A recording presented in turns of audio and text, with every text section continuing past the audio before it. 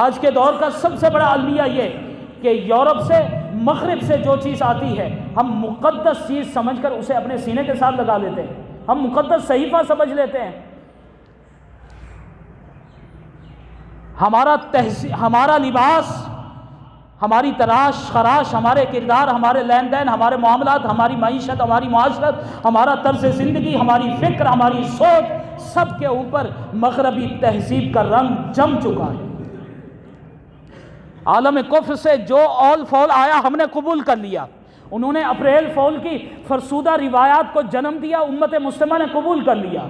وہاں پر Valentine day, فحاشی اور عریانی کا دن آیا، امت مسلمہ نے قبول کر لیا۔